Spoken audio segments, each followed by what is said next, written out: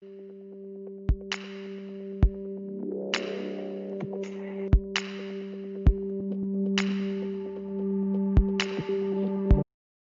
morning. I'm Kim McCleary, President and CEO of the Los Angeles World Affairs Council and Town Hall. Thank you all so much for joining us. And thank you for your ongoing support of the Council Town Hall through your contributions, by becoming members, and by renewing your memberships. We couldn't be doing this without your help. So thank you so much. It is now my pleasure to introduce today's program, our weekly series, Politics in the Time of Coronavirus, with politics professor Dan Schnur. Dan's topics today include yesterday's news. Why are we acting like the pandemic is over? Women voters decide elections, especially this year.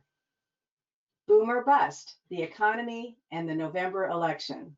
For those of you who are joining us online, we'll be taking questions in about 20 minutes.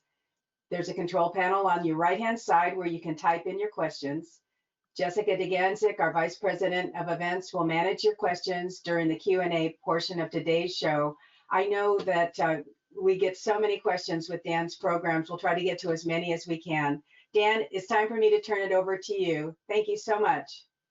Kim, thank you so much. And thanks to all of you for joining us today for this week's conversation about politics in the time of coronavirus. One of the things I've noticed in the months that we've been doing this program now is just how quickly news happens.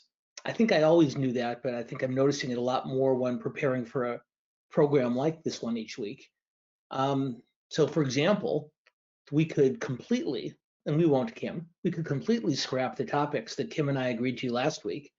We could be talking about John Bolton's book, about the Supreme Court decision just this morning on DACA, on the Dreamers, and on the debate in Congress yesterday over police reform. But we decided when we started this series not to simply chase the headlines, but to try to provide you with a broader conversation each week. So we'll stick with 3 advertised topics: why we're acting like the pandemic is over, boom or bust, the economy in the November election, and the impact of women voters in particular on this year's election. But I really hope we get questions on those other topics as well. So feel free to weigh in, not only on the 3 things that I'll be talking about, but on other issues in the news that are of most interest to you. So let's start by talking about the COVID-19 pandemic. And I guess the question I'd ask is, why are so many people acting like it's over, given the extraordinary amount of evidence to the contrary? Dr. Fauci doesn't think it's over. He did an interview with the London Daily Telegraph last week, and he said as follows. Fauci said, quote, the virus, could go on for a couple of cycles, coming back and forth.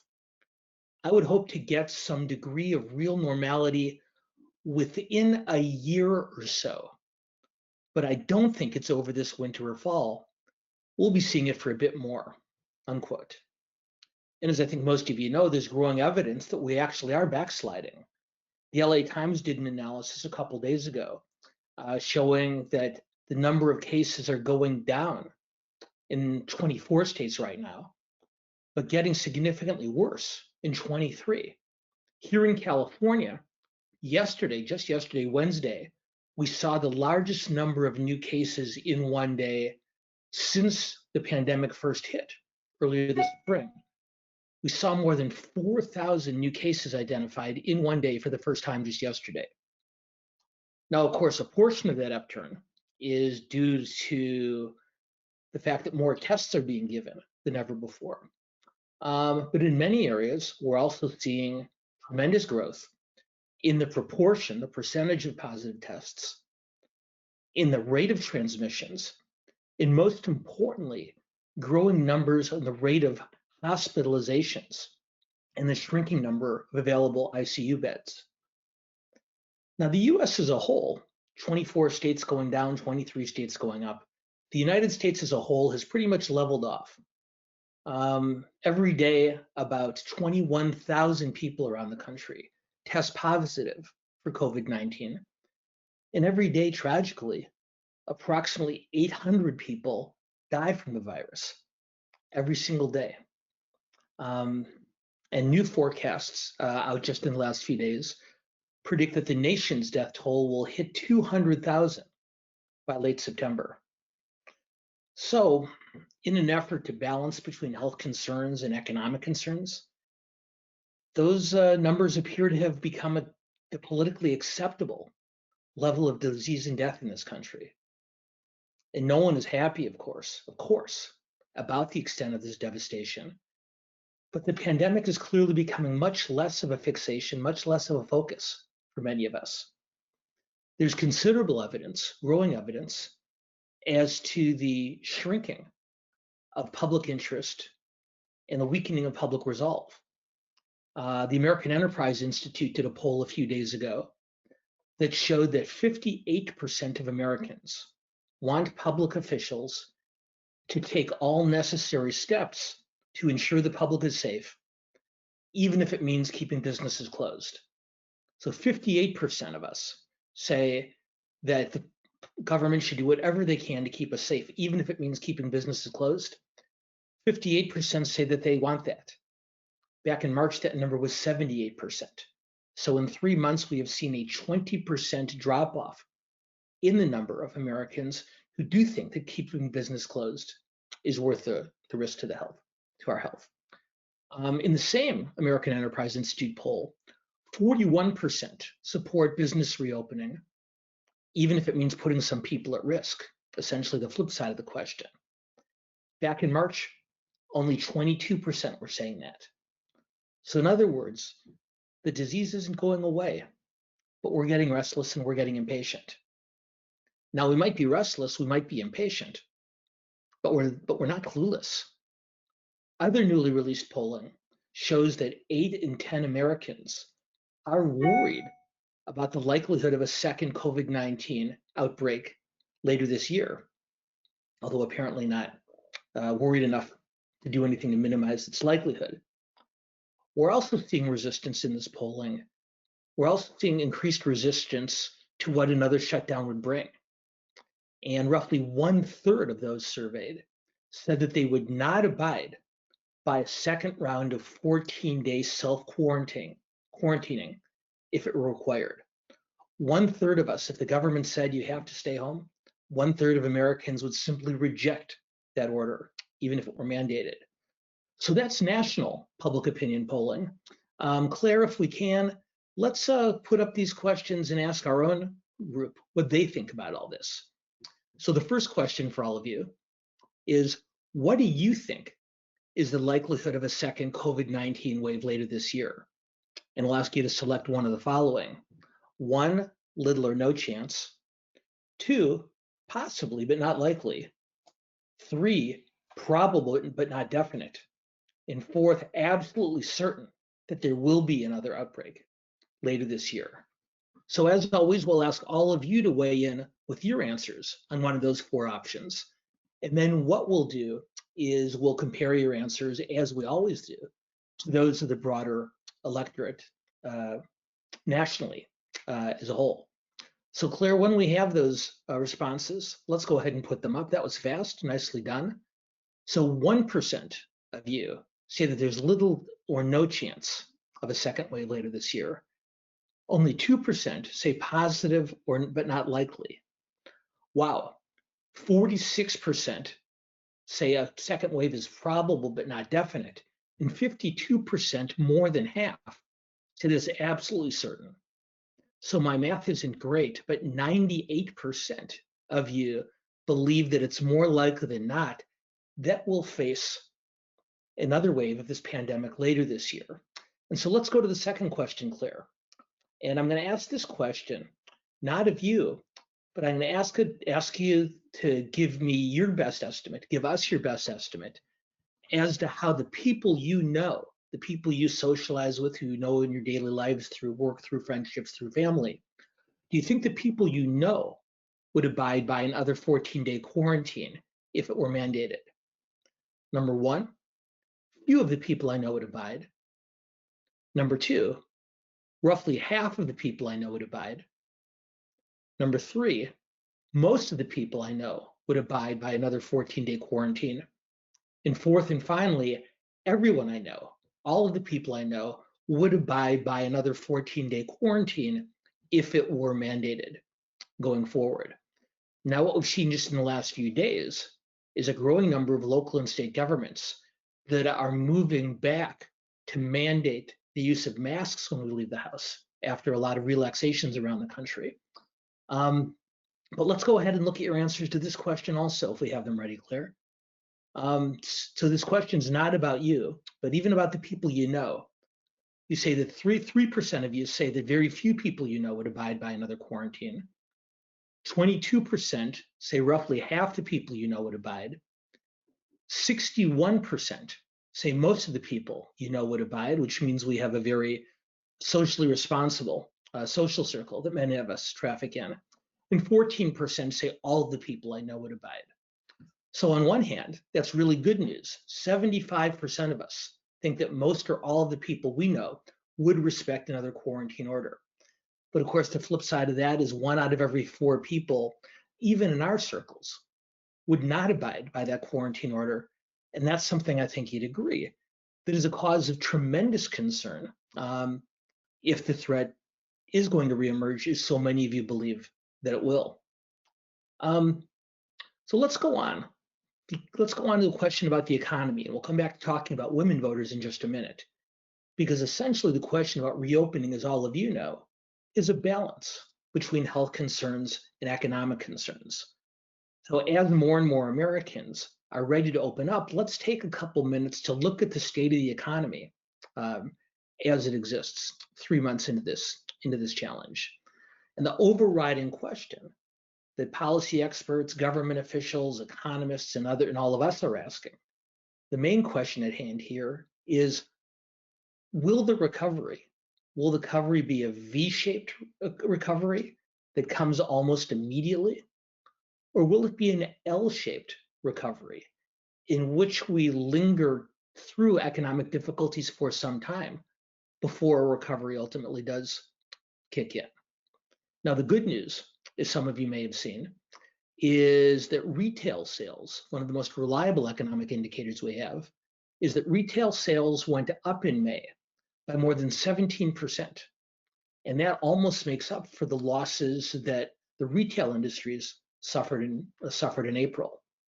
So a real spike in retail activity is very, very good news. But on the flip side, many analysts see that upswing as what they call an economic sugar high. You know how you get a jolt of energy right after you've hit a candy bar or eaten a lot of sugar? Well, they think that and when it subsides, when that sugar high subsides, you tend to crash, you tend to get tired. Well, many economists, many analysts see this as an economic version of the sugar high. And because there's been so much stimulus and relief money injected into the economy as a result of congressional and Federal Reserve action, that they believe that what we saw in May is a temporary boost, but that may not sustain until the fundamentals of the economy improve. Now, Jerome Powell, the chair of the Federal Reserve, he testified earlier this week that he believed after a sharp economic increase in reemployment, we would see a much longer term delay before consumer confidence returns to a level that's necessary to bring the economy all the way back. So what Powell is saying is both. We're seeing a short-term V, a short-term partial recovery, if you will, but then there's going to be a long lingering period in which consumer confidence keeps the economy from coming back to pre-pandemic levels.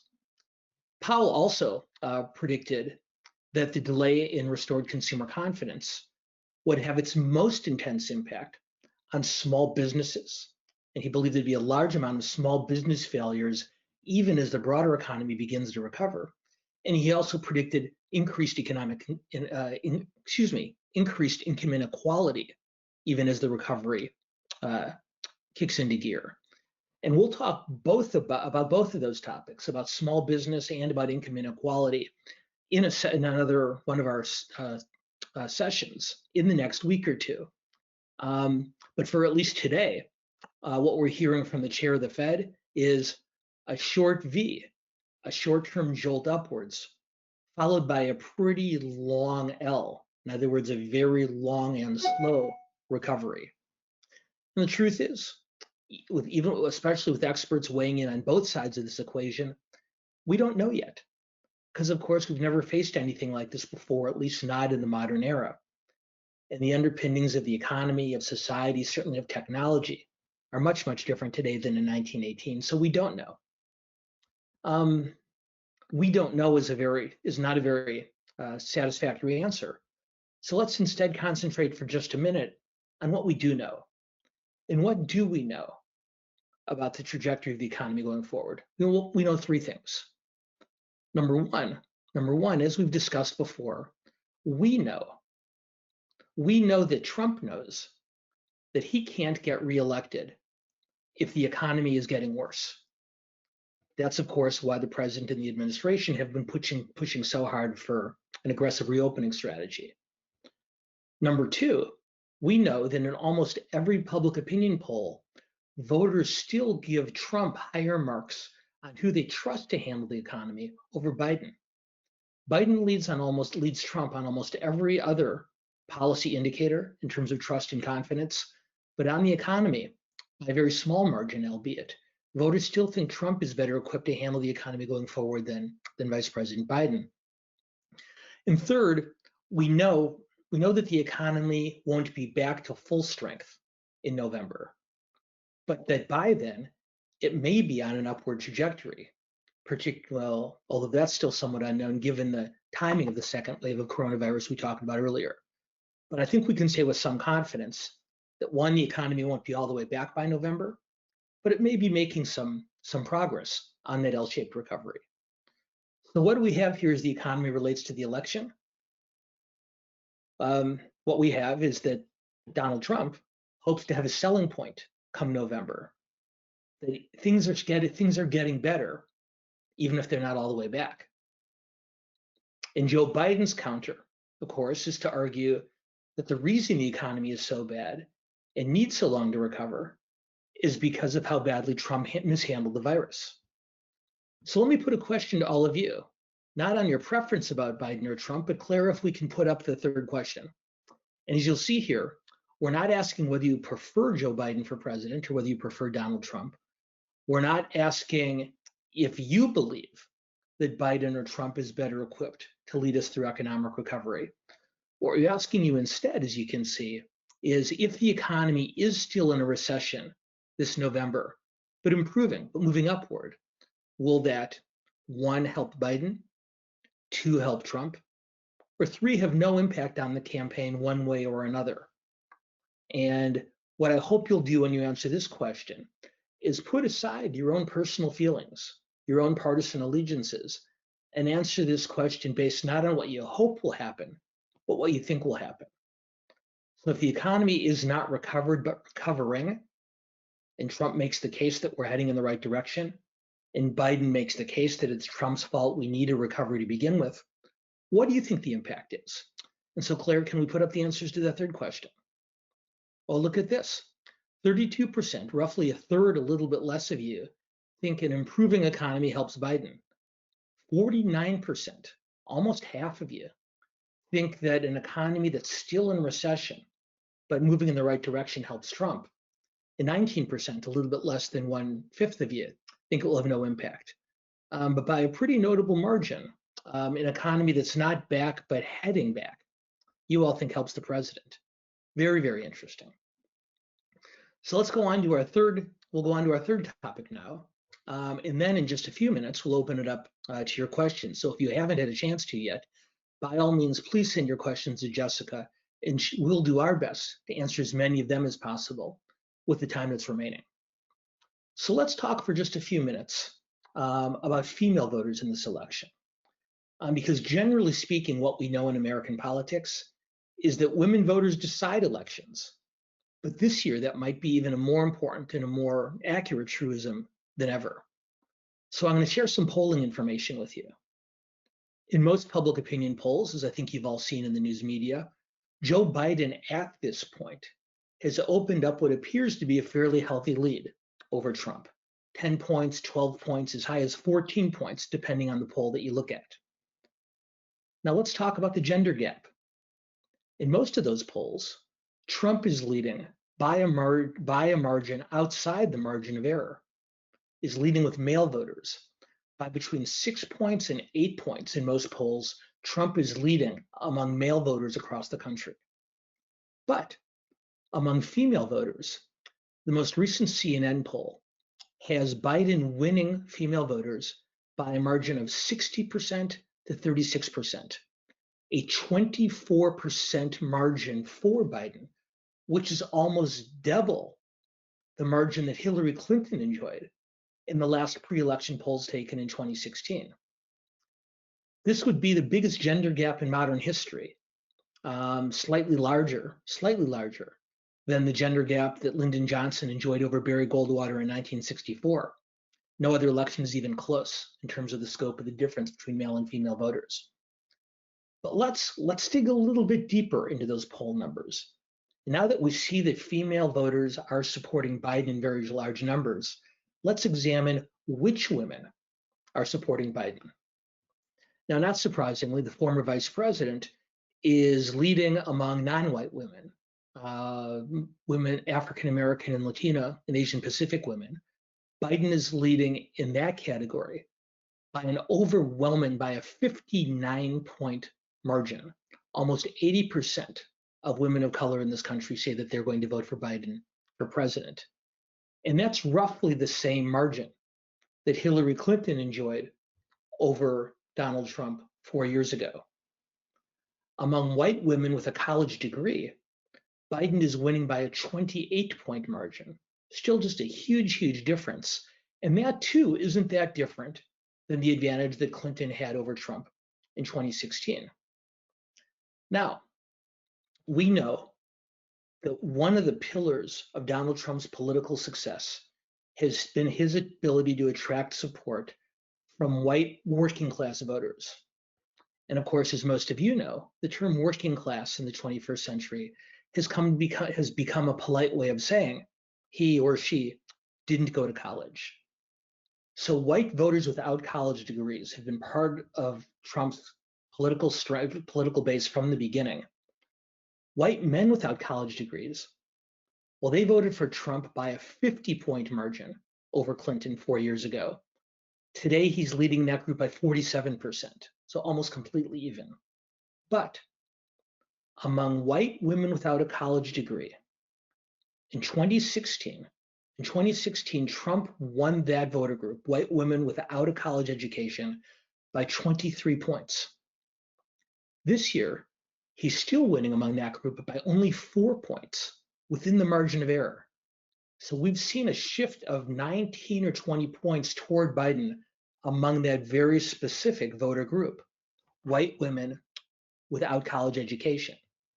And what we know is that this group, along with older voters, with senior citizens, have been those more than any other that have fueled Biden's rise in the polls over the last few months. Now, many women, particularly women without college educations, many of these women switched their vote over the last few months because of the pandemic. Others have done so over the years because of what they will refer to as the president's tone or overall conduct. But here's the thing to remember. Historically speaking, white voters without a college education, male and female, tend to vote on two issues more than any other. One is the economy, and we talked about that a little bit earlier. The other issue that tends to move those votes is the issues relating to crime and public safety. And that's why the debate over police reform that we discussed in last week's webinar, that they debated in Congress last week, that's why the police reform debate is so important, because this may be the most important issue for Trump if he's going to win back this very key voter group. So we've talked about the pandemic, we've talked about the economy, we've talked a little bit, probably not enough, about the importance of female voters. So I think that's a topic we'll need to come back to in the future. But at this point, Jessica, why don't we go on to the questions from the rest of our attendees, see what they want to talk about, and we'll go forward from here over the last 35 minutes. Thank you so much. And if my signal is weak, please let me know and I'll turn my camera off just to make sure I come through okay. So first question, I was a young adult in the 60s and 70s. I rebelled against authority and the Vietnam War while feeling impervious to any harm. Is there any correlation between today and that time in history regarding young people's refusal to wear masks and keep social distancing? Well, it's a terrific question. And there's been no shortage of very considered analysis that has compared this current time period to the late 1960s, primarily in terms of social and civic activism, particularly among young people. But the questioner asks a fascinating question. Are young people less likely to wear a mask because of the sense of rebellion, if I can paraphrase, that we saw during the protests of the 1960s? In my own opinion, frankly, I'll be honest with you, my own guess on that is that rebellion might be a little part of it. But the truth is, after the first few days, most of the marches, if you've watched them, most of the protests, the large majority of protesters have been very responsible in terms of social distancing. So I think it's less a sense of rebellion than a sense of immortality. And I don't know about all of you, but when I was in my teens and my 20s, I knew I was going to live forever. I knew that nothing could hurt me. And as I watch young people today explain why they're not wearing masks, I do see a sense of that same feeling of invulnerability and immortality. It's probably a combination of the questioner's suggestion, my instinct, and a lot of very complicated social and cultural reasons. But let's at least for right now, I'll stick with the idea that young people know they're immortal. And while the most responsible wear masks, not all do, because they do see this as a challenge for older generations less than for themselves. Jessica, did that sound too unfairly dismissive of the millennial generation? I would say I think there's still a lot of people from that 60s and 70s era that still have that rebellious streak. So I don't necessarily think it's a generational or an age thing. I think we still have the era of rebels in any age. Okay, so rebellion, the spirit of rebellion continues, the spirit of immortality does not. Fair Maybe enough. a little. All right. How do you create policy around COVID-19 when the health risks are so varied between different age groups? Not having food, shelter, and income is a more pressing health risk to people in their 20s to 40s for whom COVID-19 is not a huge health concern. Like another really smart question, and it gets at the core of the policy debate that's taking place here in California and across the country. Just on Monday, a few days ago, Governor Newsom in a news conference made precisely that point. He was asked if the reopening wasn't happening too quickly, and he talked about not just consumer or entertainment preferences. He talked about dire economic need. He talked about physical and mental health and the importance of striking a balance. Now, that said, as the numbers continue to increase, the Sacramento Bee reported last night that Governor Newsom is considering, has not made a decision, but is considering putting a statewide mandate on the use of masks outside the home. And so the questioner comes at this in a really smart way. It's a balance and it's an unsolvable one. Probably the best bet from this non-expert is to look at it as a two-front challenge. Number one, all of us have our role to play. Need to wear masks. When we can, we need to stay out of crowded environments. When we are in crowded environments, we need to do our best to maintain some type of social distance.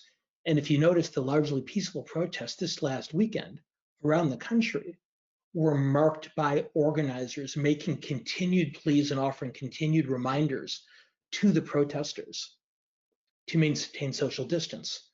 But on the other hand, while we're all doing our part, there does need to be a more considered and more targeted and more focused effort on those most at-risk populations. I think both the state of California and the nation as a large have done a miserable job of zeroing in on the incredible threat that we're seeing in our nation's nursing homes and other senior care facilities.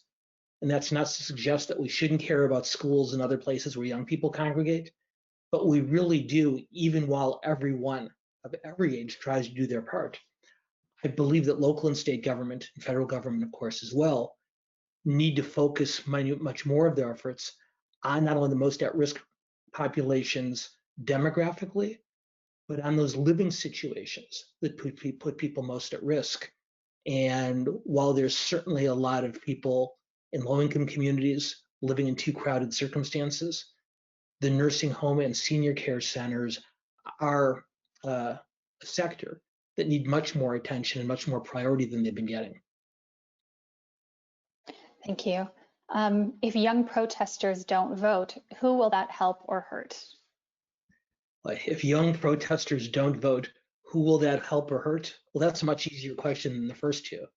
If young people, this generation of young people, both the tail end of the millennial generation and the Generation Z cohort that's eligible to vote, they are the most progressive, the most left-leaning generation politically in decades. And if they don't turn out to vote, that is probably the most considerable threat to Joe Biden's election I can think of.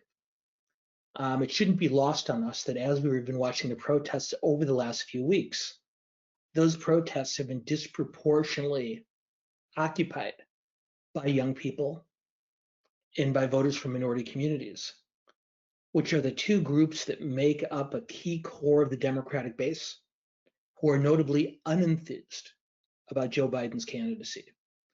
A consortium of more than 50 progressive organizations sent Vice President Biden a letter earlier this week telling him that if he did not become more aggressive on police reform efforts, that they would encourage their members to simply sit out the November election.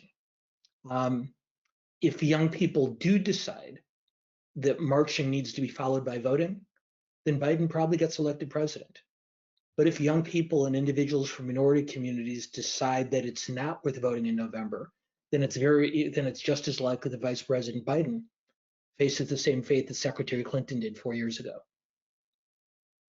Thank you. The coronavirus task force basically has been disbanded by the administration. Who is in charge of the response to the virus now? Well, if you remember in the very early days of the virus, the president decided that the Department of Health and Human Services, which had logically been in charge of the response, was not capable of handling it. So he moved the center of that discussion and oversight into the White House. In the last week or so, it's been very quietly moved back to the Department of Health and Human Services, where arguably it probably belonged from the first place. But deprived of the bully pulpit that President Trump and Dr. Fauci and Dr. Birx and others provided it, the work that's being done out of Health and Human Services and out of the CDC is not nearly as visible or impactful, particularly because the messages that they're delivering, as most of you know, is so at odds with the message that's coming out of the White House. So technically, the Department of Health and Human Services is now in charge of that oversight work. But for all sorts of reasons, both outside the administration and within, that message isn't being heard. Thank you. What do you think of the media narrative cheering on the massive protests with the support and involvement of local leaders while questioning whether President Trump should host a rally? Well, this is, whataboutism at its worst. And we polled on this, Jessica, you'll have to remind me, was it last week or was it 2 weeks ago, where we asked our respondents whether they thought that the protesting, or we used as a placeholder on the other side, attendance of religious services, was a legitimate reason to avoid social distancing restrictions. Was that last week? That was last week, yep. Well, it convinced me of something I think I already knew, that in addition to being a large and growing and incredibly politically attentive audience that we have here, that this is an incredibly responsible audience. Because I was struck by how many of you, large majorities, said that both those who went to protests and those who went to religious services and who were not abiding by social distancing bore a considerable portion of the blame. Look, the supporters of the protesters will say, we're outside, Trump's rally is inside. Trump supporters will say there's a double standard. People were criticizing us for being out, but said that the protests were of sufficient import, that they decided that many decided to excuse the social distancing. As I said earlier, this past weekend, at least for the first time, at least from my perspective, I was struck and I was impressed and I was relieved by how many of the protests around the country included repeated reminders and urgings from the protest leaders that the attendees did need to wear masks, did need to engage in social distancing. The term of art that was used is helicopter arms. And they kept telling the attendees, if you hold out your arms on your side in a helicopter fashion, if you touch somebody else with your helicopter arms, you're too close. So from my own perspective, I think that going out to protest is a health risk, even with social distancing. I think attending a rally in Tulsa, Oklahoma this weekend is an extraordinary risk, whether you attempt to social distance or not, as difficult as that might be in an indoor setting. If anything, it's just a mark of how polarized and how partisan our country has become, that we engage in what I would call selective outrage, and how, if not all of us, most of us, tend to blame the people with whom we disagree on a political basis for spreading the virus, but find reasons to excuse those on our side for going out and not abiding by those guidelines at the same time. So more than enough fault to go along, and more than enough selective outrage, and often enough hypocrisy to go around too. Yeah, it was interesting on that poll, if I can just give some of my opinion to that from last week when people were as concerned about those that go to church. I did go to church on Sunday. I had to wait in line. I had to fill out a questionnaire. I had my temperature checked. Had to wear my mask the whole time. There was no singing. We weren't allowed to touch anything. There was only 3 people allowed per pew. Every other pew was taped off. We were told which row we had to exit. There was no socializing inside. So I would say the experience in church is definitely a lot different than out in the protests.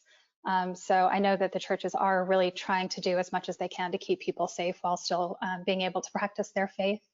So just for those people that are concerned about that, for those of us that are going to church, we are taking it very, very seriously and want to keep not only our fellow parishioners, but also the people in the community safe. Well, I'm glad you told us that, Jessica, because it is really easy to look at people who prioritize things other than what we do and lay the blame on them.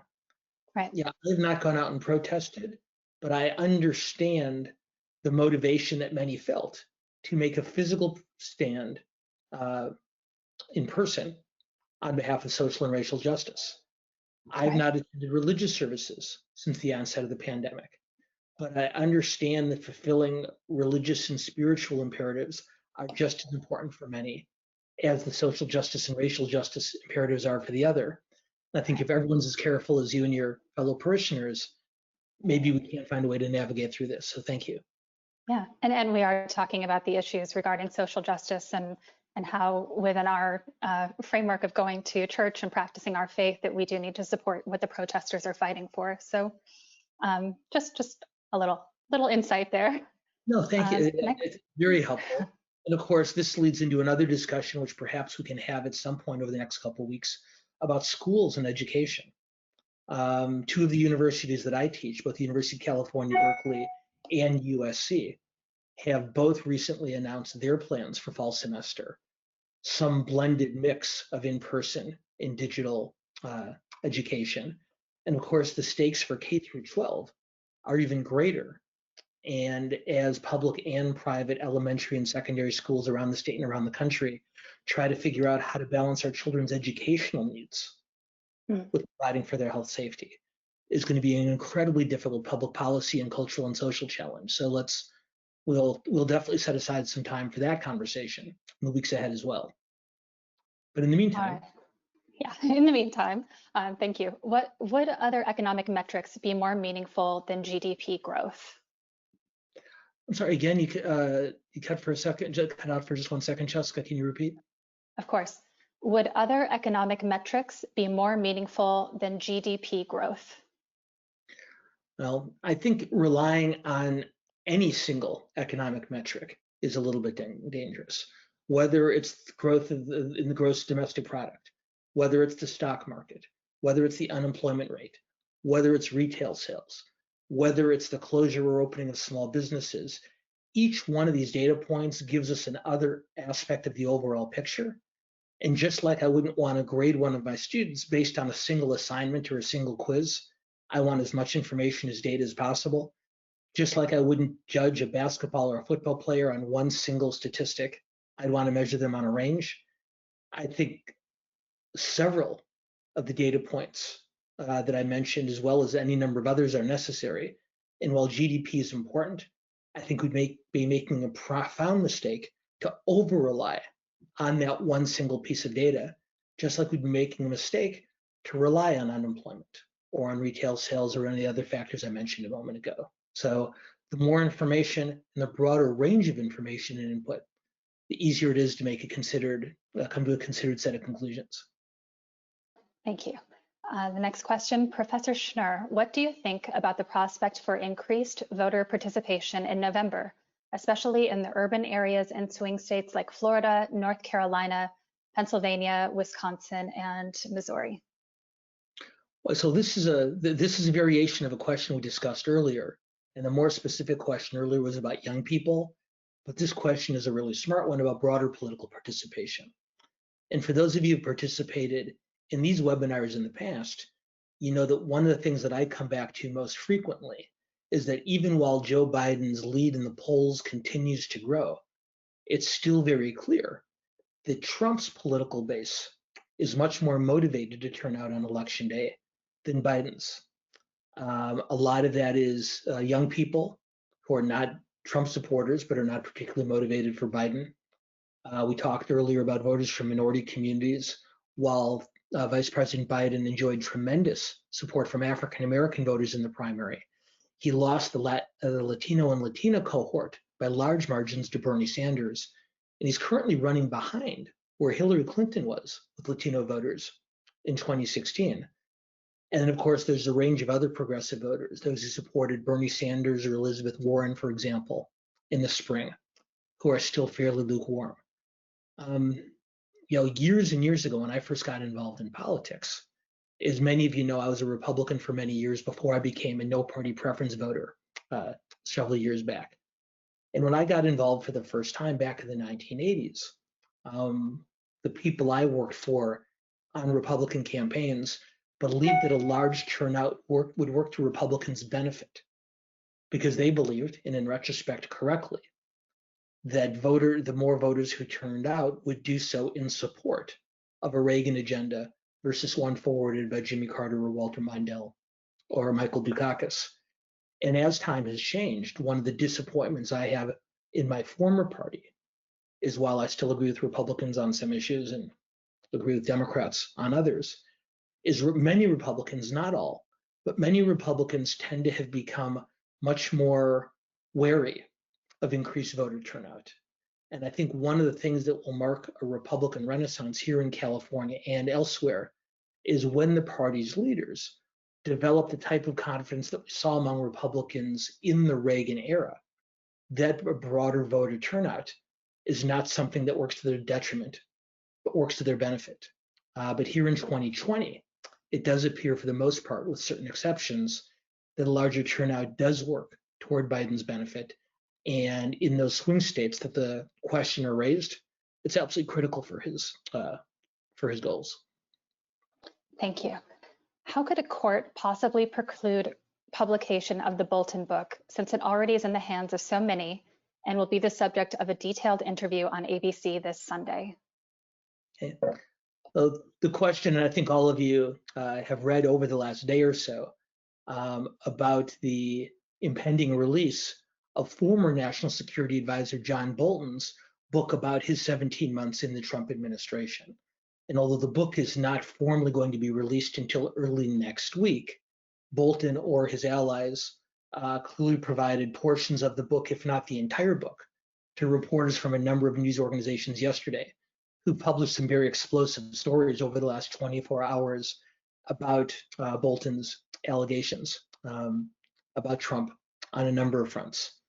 So the Trump administration has gone to court, as the questioner noted, to prevent the book from being published.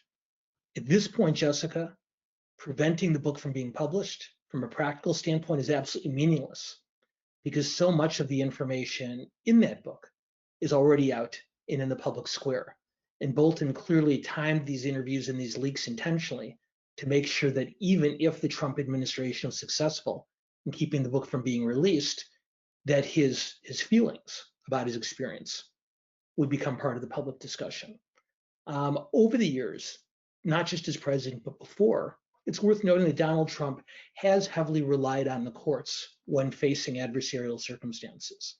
And so what I think he may be doing, and knowing that even if ultimately he does not prevail in the lawsuit, whether as president or in the private sector in business, Trump has come to understand over the years that filing the suit can sort of muddle the discussion. And rather than simply an audience deciding whether his opponent's allegations are true or false, it gets a little bit more confusing when Trump says, not only are those allegations false, but I'm suing. So that keeps some members of the audience, of the electorate, from coming to a strong conclusion on one side or the other.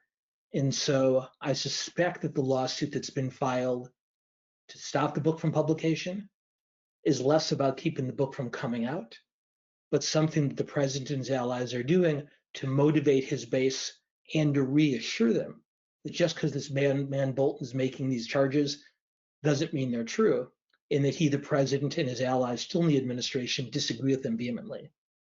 So practical impact negligible, political impact potentially considerable.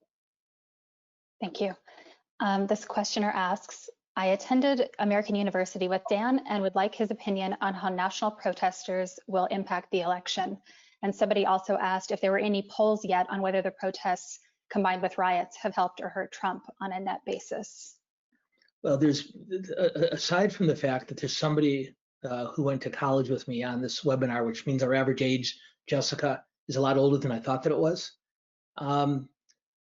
There's considerable academic research that demonstrates, not so much this year, but going back for many years, demonstrates that protests are helpful to the protesters' cause under one very specific circumstance, and that is if the protests stay peaceful.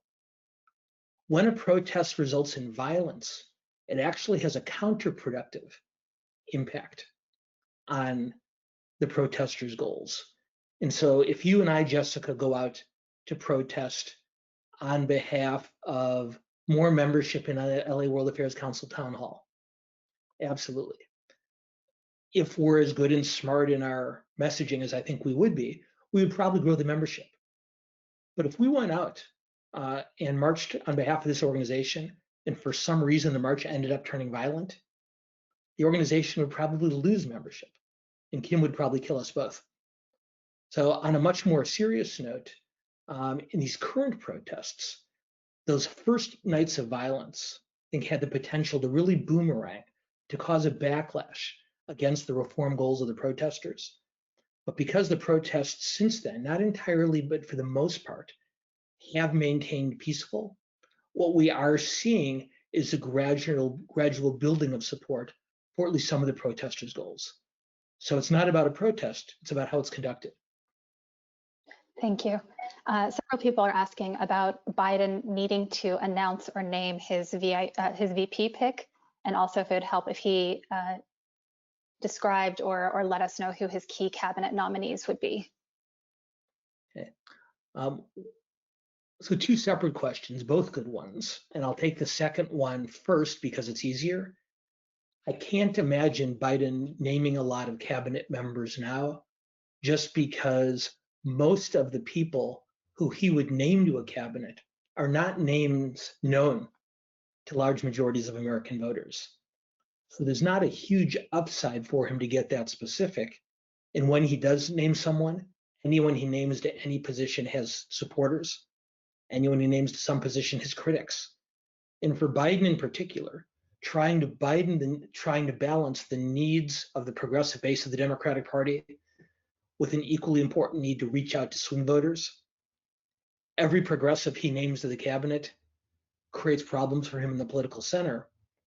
Every centrist he names to the cabinet causes problems for him with his political base. So there might be one or two exceptions come this fall, But for the most part, I would be very surprised to see Biden name any of his cabinet picks in advance, not because he hasn't thought about it, but because his advisors are telling him correctly that the upside is minimal and the downside is considerable.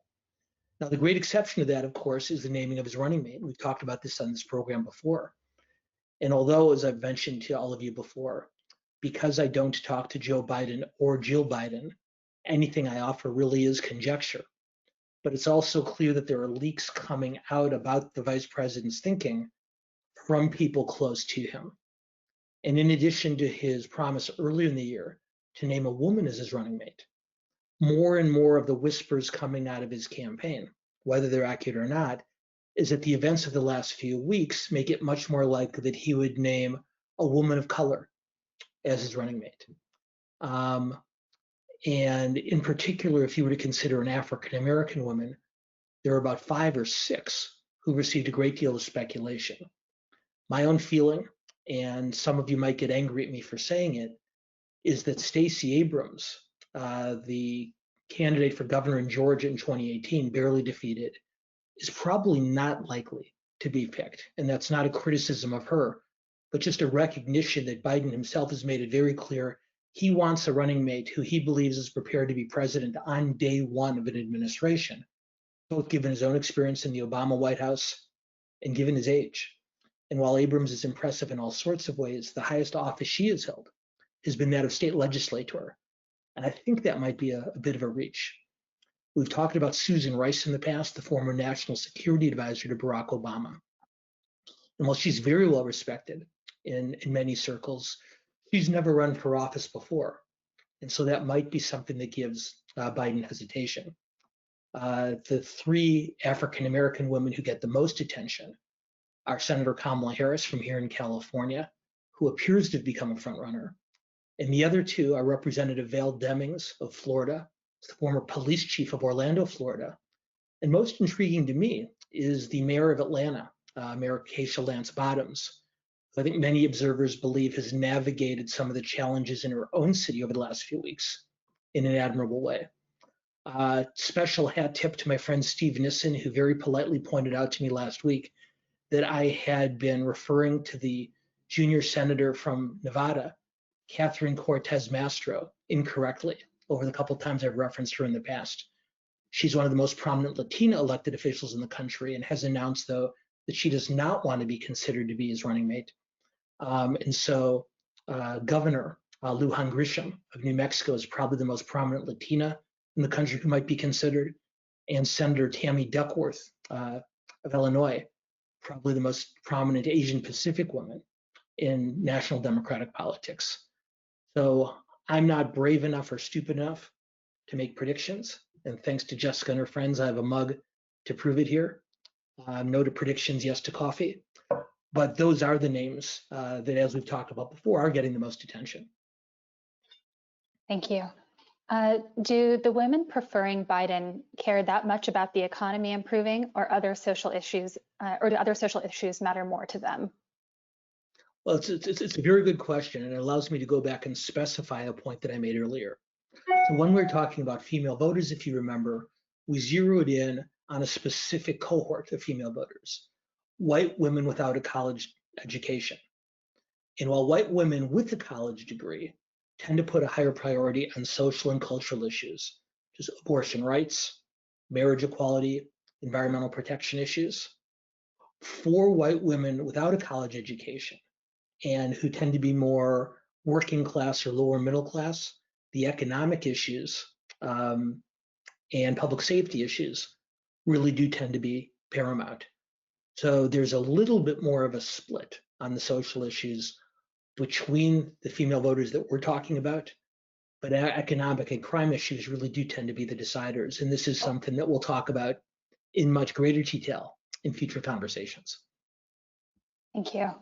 If the stock market is doing well, but the economy poorly regarding unemployment, consumer confidence, bankruptcies, who do you think that will help or hurt between Trump and Biden? Well, as our own audience told us today pretty emphatically, they believe that an improving economy, even if it's not all the way back, is one that doesn't work to the president's benefit. And so that really gets to a question of a second wave of a COVID-19 pandemic. If the economy is recovering this fall, even slowly, then that probably is the best chance for the president's reelection. The one thing that could derail that economic growth, even a slow economic recovery, completely, is a second outbreak. And so I'm not confident enough, just like I'm not confident enough to predict on running mates. I'm not confident enough to predict on either COVID-19 or the economy. But generally speaking, while Biden's lead is considerable at this point, the more economic indicators that Trump can point to, whatever they are, that make it look like we are even gradually and slowly on a path to recovery, the better his chances may be. Thank you.